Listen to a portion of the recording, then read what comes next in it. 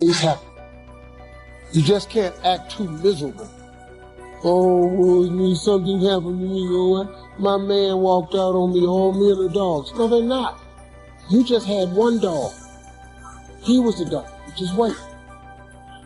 Trust me, I know how that works too.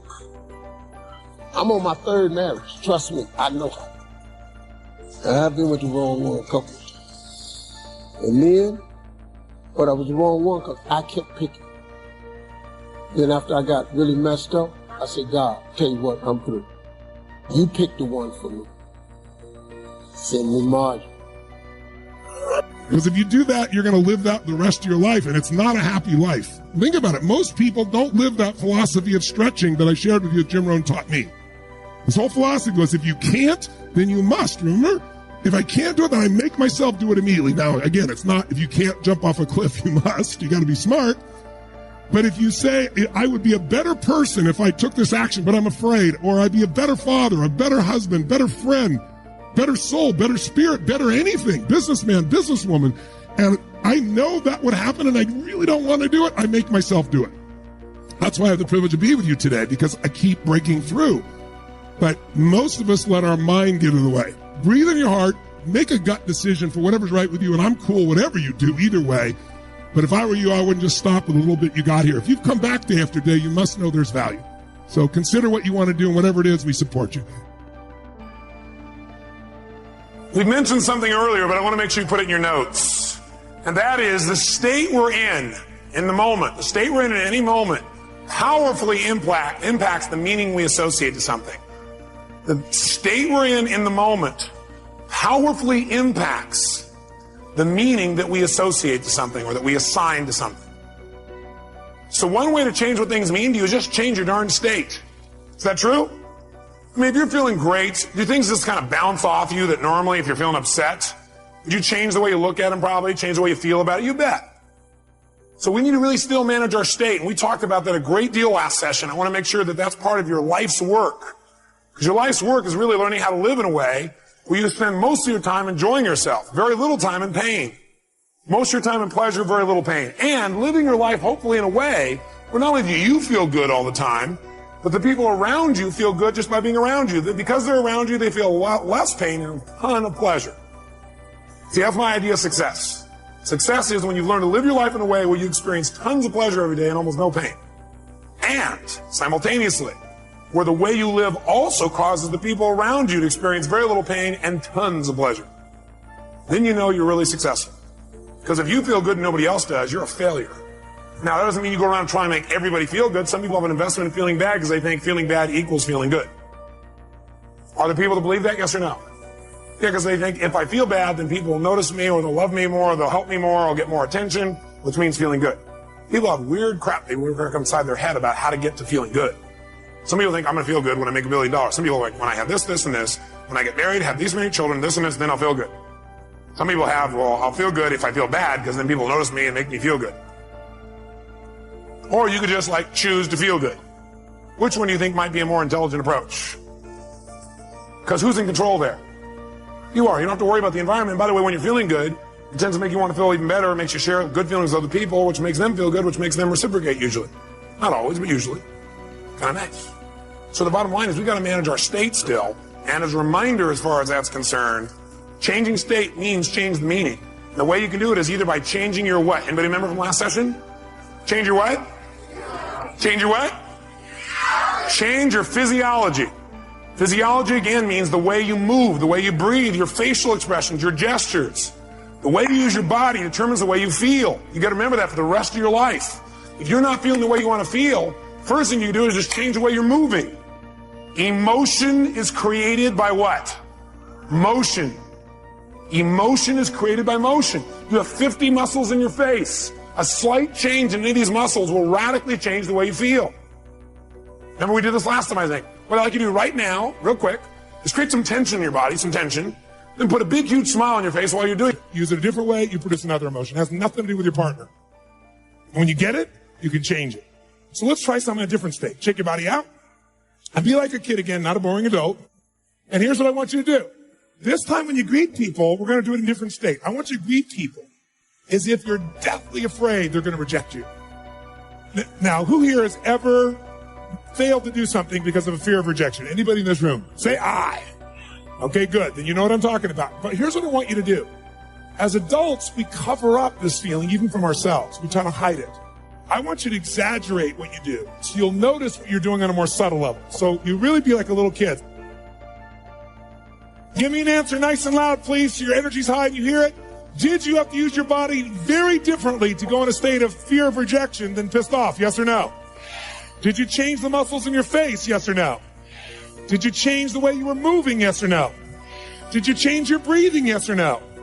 More full or even more shallow than when you're angry? Which one? Say it again.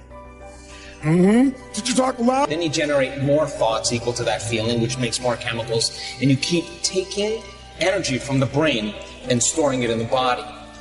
If you react to people in your life and you feel anger, frustration, whatever it is, there's a new part 2 trying to be born for you.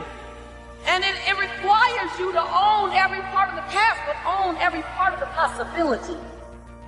And on the other side of that, the diamonds that will drop out of your mouth, the diamonds that will come birthing from your soul, the seeds that will be planted, and the harvest that will grow. You will be barely recognizable, but better than that are the people around you. Some of you have had a marriage fall apart.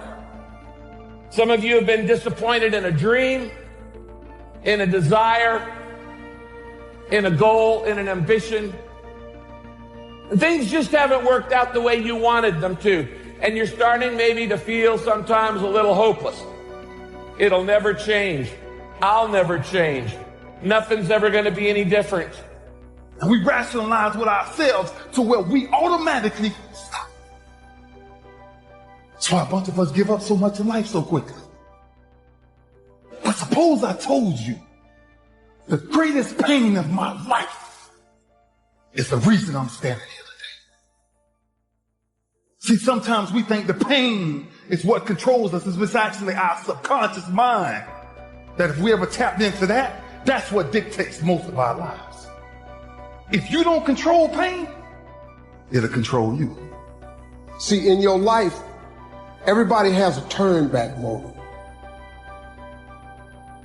You have a moment where you can go forward or you can give up. The thing you have to keep in mind before you give up is that if you give up, the guarantee is it will never happen. That's the guarantee of quitting, that it will never happen, no way under the sun.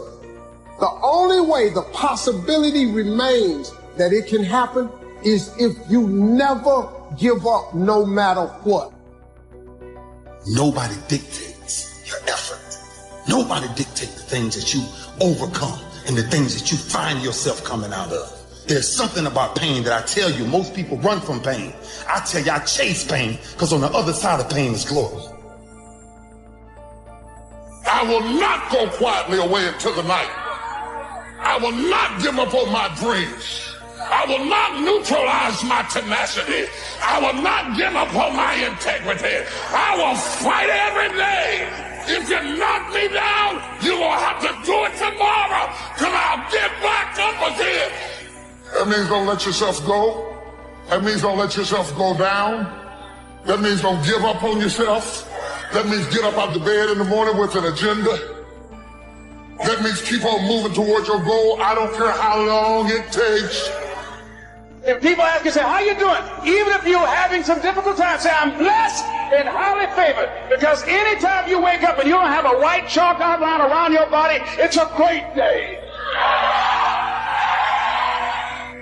And so I say to you, it's possible you can live your dream if it's becoming a diamond, if it's having more, if it's achieving more, if it's being a better father, being a better mother, whatever it is, it's possible you can live your dream.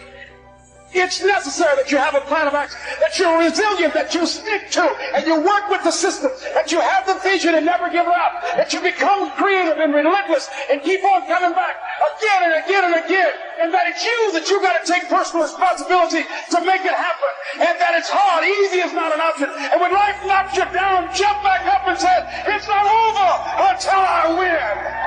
It's not what happens that determines the major part of your future.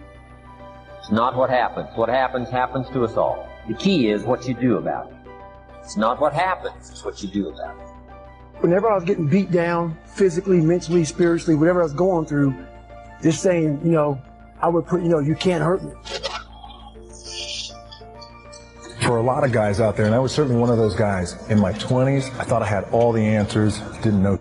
By the way, in my 30s, I'm still trying to find myself, as a lot of guys are out there. Hopefully when you hit your 40s, you're hitting a nice stride. If I'm going to do it, I need to do this job right. I need to stay focused on it. I need to give the best effort I possibly can. To get to where you want to go, the amount of pain involved, of how many times you're going to have to do something that you don't want to do. There's going to be more times you do something that you don't want to do than you are going to want to do it. I believe that most human beings are only living at about 40% of their capability. The mind has a governor, like a car. Once that governor sets in, you get to 91, that car starts doing this. The car wants to go, but that factory said, we're not going past 91. We have a nice governor in our brain, and it's a survival mechanism. It protects us from pain and suffering.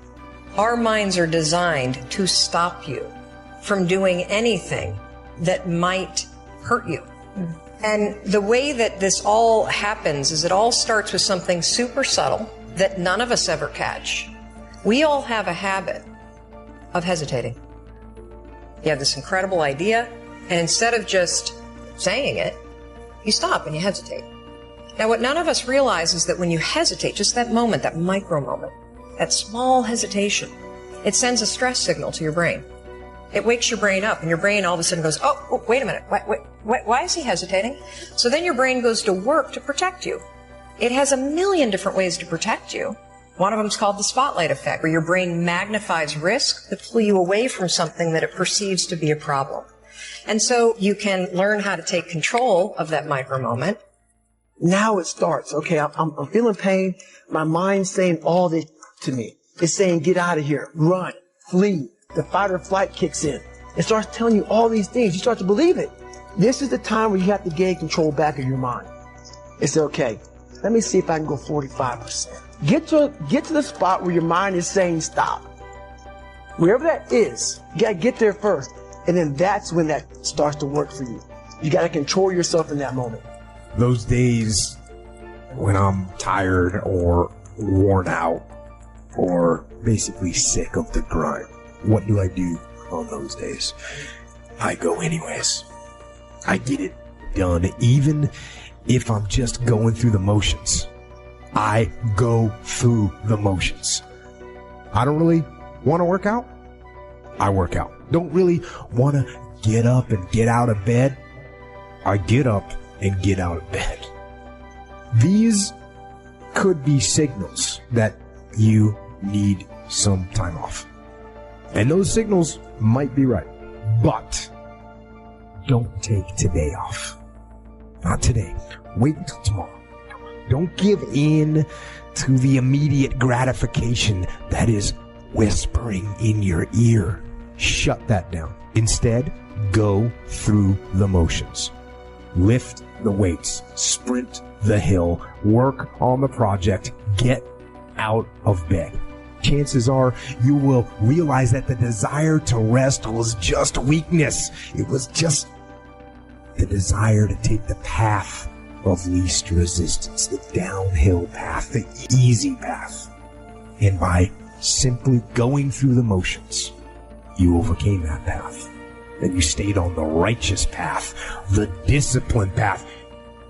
If you believe a certain worth about yourself, a certain identity, that impacts the type of action you're willing to take. So if there's a goal you've got set, it doesn't matter what it is, pick a goal. To the extent that you believe it's consistent with your identity is to the extent that you will make an effort towards it. And so this identity has everything to do with the effort you make, which produces the result, which will reinforce the identity or the lack thereof. So it's critical that you upgrade identity with your new visions and goals. Identity is the governor on every single area of your life. It literally sets the temperature for all of the conditions of your life. Shakespeare has this incredible quote that says, "We know what we are, but not what we may be." And the who you may be is going to be dictated by your ability to alter your identity. Because you are going to always be consistent with what you believe you're worth and what you believe you deserve, or what is your identity. And so most people think their life is dictated by external circumstances. They spend their entire life trying to control what is outside of them. And the fact of the matter is, you cannot always control the external factors that are impacting you in your life. The good news is, it's the external things in your life that do not dictate the direction or the ultimate destination of your life. It's an internal game. You and your faith, your God, are what will control the direction of your life. And this identity is that internal thermostat. It sets the temperature, just like a thermostat sitting on the wall, of the conditions of your entire life. You have to start with yourself. So what happened was we start to get, I call it like the rucksack. As you're growing up, we all have a backpack. Most of ours, hopefully, is empty, and what we put in it is all the crap we go through in life. That's what is in the backpack for the civilians, and we carry it around with us. So what you have to start doing is realizing that no matter where you're at in life, no one's coming back to help you. So it starts with that person in that mirror. You have to realize you are on your own now. And whatever else you believe in, I don't care what you believe in, but on earth, it's a very lonely journey. I have to face myself. The only way we can go forward is to go all the way back to the beginning, to your childhood, because that's where everything starts. And that's very scary to do for everybody. You have to go back to fix all your problems. You need to stop what's no longer needed. In other words, there were behaviors and thoughts you've had in the past that were needed to produce the results you currently have. What do I need to drop that's no longer needed? Is it a person? Is it a thought? Is it a behavior? Or is it an emotion? But that thought, that behavior, that emotion, that person is no longer needed for you to go to the next level of your identity, the next level of your performance, the next level of yourself. When you're working at your dream, somebody said the harder the battle, the sweeter the victory. Oh, it's sweet to you. It's good to you. Why? See, when it's hard and there's a struggle, see, what you become in the process is more important than the dream. The kind of person you become, the character that you build, the courage that you develop, the faith that you're manifesting. You get up in the morning, you look yourself in the mirror, you're a different kind of person. You walk with a different kind of spirit. And people know that you know what life is, that you have embraced life. You knew it was hard, but you did it hard. Guess what? We get what we're looking for. We filter out everything else in our life. You're going to get what you're looking for even if it doesn't even exist. Even if it's not even there. If you're looking for negatives, if you're looking for setbacks, if you're looking to be looked over, you will find it even though it's not supposed to be there. But if you're looking for victory, for winning, for recruits, for people to change your life, for magic moments, you will find them if you're looking for them. I promise you that's true in life. You will not find toughness in a comfortable environment. The only way you find it is to drown yourself in a position where you're just out of sorts, where you can't swim and you're drowning. You're drowning in life. But you say, you know what, man? I'm going to figure out how to backstroke or something. When you quit, your mind says, we're done. There's no expansion when you quit.